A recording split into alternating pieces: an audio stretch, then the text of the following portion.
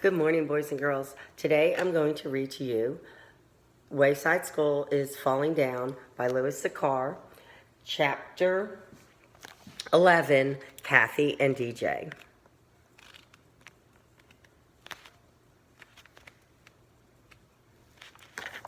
Down on the playground, Kathy was singing her favorite song. Wayside School is falling down, falling down, falling down. Wayside School is falling down, my fair lady. Kids go splat as they hit the ground, hit the ground, hit the ground. Kids go splat as they hit the ground, my fair lady. DJ was walking across the playground with his head down. "Hi, Dr. Jolly," said Louis. Louis called DJ Dr. Jolly because he was always smiling. Now DJ's smile was upside down. He looked up at Louis. Louis had never seen such a sad face. "What's wrong?" he asked. DJ just shook his head, then looked back down at the ground and sadly walked away. Louis felt like crying. "Hey, Louis, what's wrong with DJ?" asked Ron. "He's so sad," said Dee Dee. "I don't know," said Louis, shaking his head. "Hey, do you guys want to play kickball?" "No thanks," said Dee Dee. "I can't have fun when DJ is unhappy." "Me neither," said Ron. Across the playground, all the children quit their games when they saw DJ. Nobody could have fun when DJ looked so sad, except Kathy. She sang, "Broken bones and bloods and gore, blood and gore, blood and gore. Broken bones and blood and gore, my fair lady. We don't have no school no more, no more, no more, school no more. We don't have school no more, my fair lady." The bell rang. DJ sadly looked up at the school and sighed. "Hey, Deej, snap out of it," said Myron. DJ stared through his friend. "You want to walk up the stairs with us, Dojo?" asked Damien. DJ just shook his head. "I need to be alone," he mumbled. Myron and Damien looked at each other, then stared up the stairs, leaving their sad friend behind. DJ headed up, but stopped halfway between the 9th and the 10th floors and sat down. He lowered his face in his hands and cried. A moment later, someone burst out laughing. DJ opened his eyes and saw Kathy standing over him.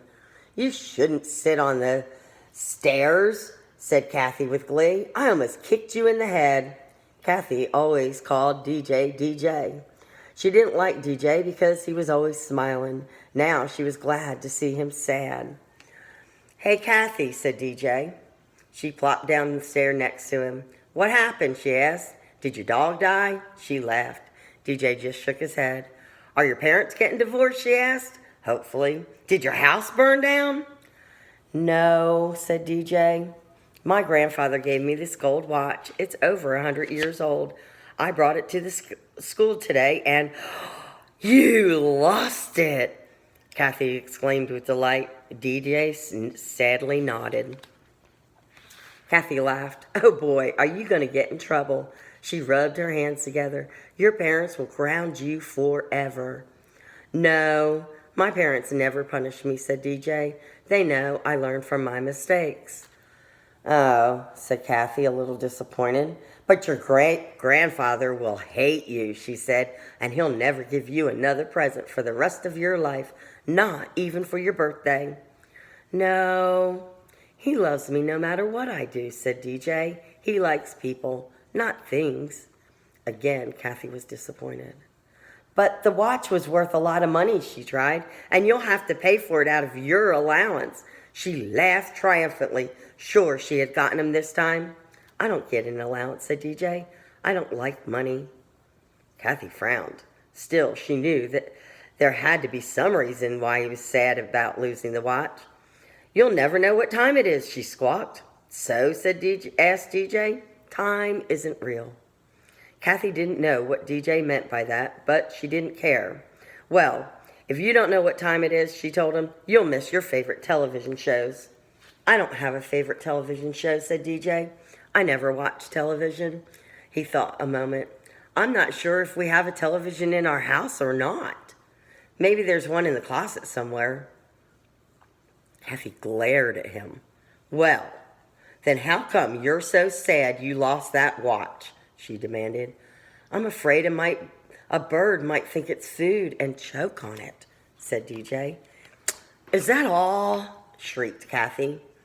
DJ smiled. I guess you're right, he said. A bird probably wouldn't choke. In fact, maybe he could use it to make a nest. I hope so, don't you? He hopped to his feet. Thanks for talking to me, Kathy.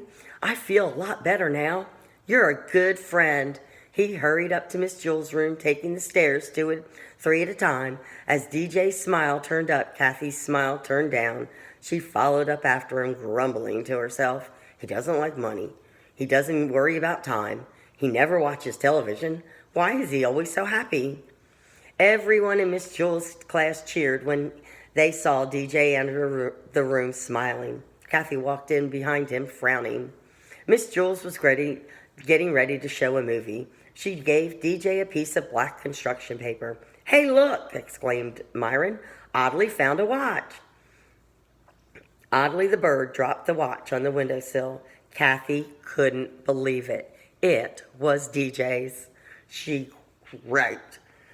Myron gave the watch to DJ.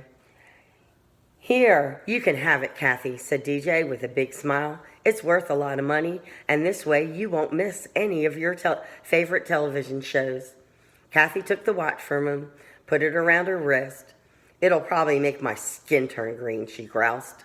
Mrs. Jewell started the movie projector. Stephen turned off the lights. Damien pulled down the shades. DJ held the black construction paper under his nose because his smile is so bright. And that is the end of chapter 11.